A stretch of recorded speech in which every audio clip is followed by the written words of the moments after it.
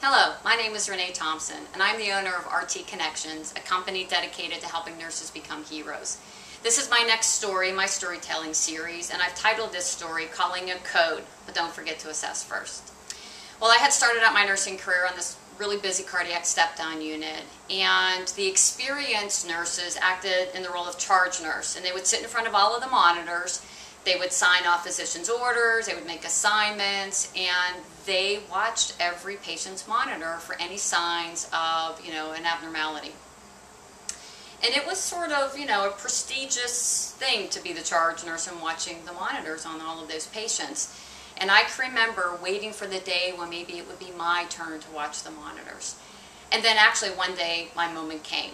One of the charge nurses had asked me to sit and watch the monitors while she was going to take a lunch break. And I thought, me? I had only been there 9 months. I thought, oh, they must really think that, I know my rhythms and, they can trust me to do this. And you know what? I took my role very seriously. And even though I knew it was only going to be for a half an hour, I made sure that I sat in front of those monitors. I wanted no distractions, and I focused like a laser on every one of them, waiting just in case one of the patients would have an abnormal rhythm.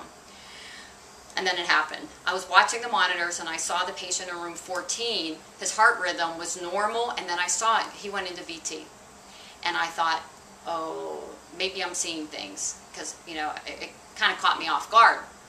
And then I realized, oh no, this guy's in VT right now. So I just remember getting up. I was in a state of panic, and I can remember, and in my mind now, I feel like I was running in slow motion, but I was like running to the patient's room. He was at the window, and he was in a semi-private room, so I had to run past the guy, in front of him. And I remember running over to him. I checked a radial pulse, didn't feel anything, and then I turned and said, "Call a code." And the patient said to me, "What are you calling a code for?"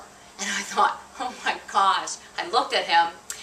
Yeah, he was sitting there looking right at me. And at that point, my colleagues all came in, heard me call a code, saw the guy sitting there talking to me, and then of course they came over and finished assessing him. And at that point, he had gone back into a normal rhythm. And I can remember walking out thinking, oh my gosh, I am so stupid. I was so embarrassed. And of course, some of the other nurses kind of made fun of me. And I remember, gosh, I think it was years later, we'd be sitting around, and one of them, like especially on nights, one of them would say to me, oh, who am I? Call a code. And I thought, how could I have been so stupid? I graduated top of my class. I was ACLS certified. I had been on that unit for 9 months, and I really thought that I knew things. How could I have checked a radial pulse? Why didn't I even look at the patient? And I can remember for years I beat myself up, and I really questioned my ability. And then after a while I started to realize that we all make mistakes, and instead of beating ourselves up, we need to learn from it.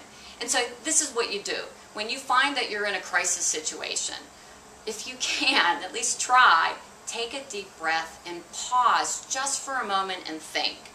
You have all the knowledge, especially if you've been through all the training. The knowledge is there, but sometimes we're in a crisis situation. We tend to forget because we're in a state of panic. So pause, think. One of the things that I did start to assess him. I checked the radial pulse, but look at your patient first. That's the first thing we learn, especially when we're looking at a crisis with either BLS or ACLS. Assess your patient first, and then go ahead and follow the protocols. And then remember that you're not alone. You have other people and other resources in the hospital that are there to help you and to support you. And it doesn't matter if you've only been a nurse for a year or if you've been a nurse for 30 years. Sometimes we get into situations where we don't respond appropriately.